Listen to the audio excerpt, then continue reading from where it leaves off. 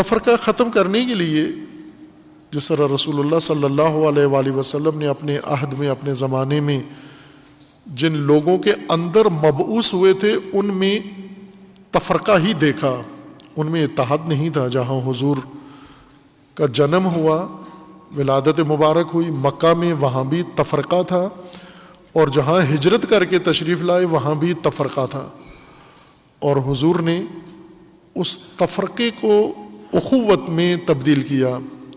قرآن کریم کی صریح آیت کے مطابق وَاعْتَصِمُوا بِحَبْلِ اللَّهِ جَمِيعًا وَلَا تَفَرَّقُوا، یہ راستہ قرآن نے بتایا کہ تفرقہ حبل اللہ کے ساتھ اعتصام سے ختم ہو جاتا ہے۔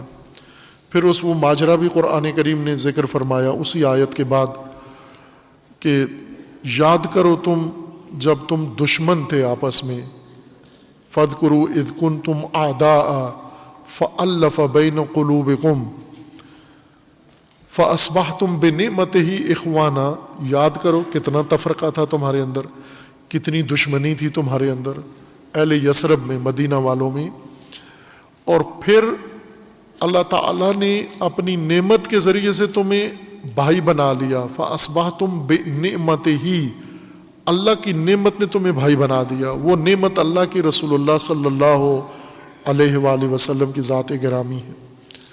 اتنا شدید تفرقہ جو قتل و غارت کی صورت اختیار کیے ہوئے تھا، اور کئی نسلیں ان کی قتل ہو چکی تھیں، اس تفرقے کا شکار ہو چکی تھیں، وہ تفرقہ اوس و خزرج کا، اہل یثرب کا ختم ہوا، اور ان کے اندر اخوت اور ان کے اندر برادری اور ان کے اندر رسول اللہ نے اتحاد قائم کر دیا۔ خوبصورت ایک اور تفرقہ جو ممکن تھا پیدا ہو کر اوس و خزرج کے تفرقے سے بھی زیادہ نقصان دہ ثابت ہو جائے، وہ مہاجر اور انصار کا تفرقہ تھا۔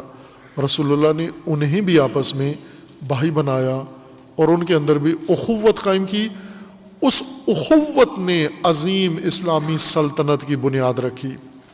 نظام دین، اللہ کا نظام، اس کی بنیاد اس وحدت کے ذریعے سے، ستون وحدت پہلے قائم ہوا، اس کے اوپر ستون ولایت قائم ہوا، اس کے اوپر ستون امامت قائم ہوا، اس کے اوپر ستون حکومت دینی قائم ہوا۔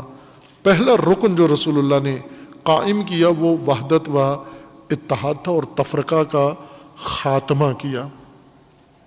عزیزان، پاکستان میں ہو بہو آج اسی چیز کی ضرورت ہے، یعنی آج ہمارے لیے یہ ضرورت ہے کہ نعمت الہی سے ہم اخوان بنیں اور ہم اس رشتے میں منسلک ہوں۔ ظاہر ہے یہ معجزہ اس وقت رسول اللہ کی ذات تھی، نعمت الہی موجود تھی۔ آج رسول اللہ صلی اللہ علیہ وآلہ وسلم ہمارے مابین نہیں، ہم بالمشافہ ان کی محضر میں نہیں، لیکن ان کا راستہ، ان کا دین، ان کا منشور، ان کی کتاب، ان کی اطرت، ان کی میراث، یعنی جس کے ذریعے سے، جس سبب سے اخوت قائم کی، وہ موجود ہے۔ حبل اللہ موجود ہے۔ رسول اللہ صلی اللہ علیہ وآلہ وسلم نے حبل اللہ ان کے سامنے پیش کی۔ حبل اللہ ابھی بھی موجود ہے۔ کتاب خدا حبل خدا ہے، اہل بیت حبل اللہ ہیں، دین حبل اللہ ہے، اور وہ میراث رسول اکرم صلی اللہ علیہ وآلہ وسلم حبل اللہ ہے، وہ موجود ہے۔ حضور اگر نہیں تو ان کی وہ رسی تو موجود ہے جس کے ذریعے سے وہ امت بنے۔ آج وہ رسی موجود ہے ہمارے پاس، اس لیے آج کی امت کا فریضہ، تمام وقت فریضہ پاکستان کے اندر وحدت کا قیام ہے، وحدت کا فروغ ہے، اخوت قائم کرنا ہے۔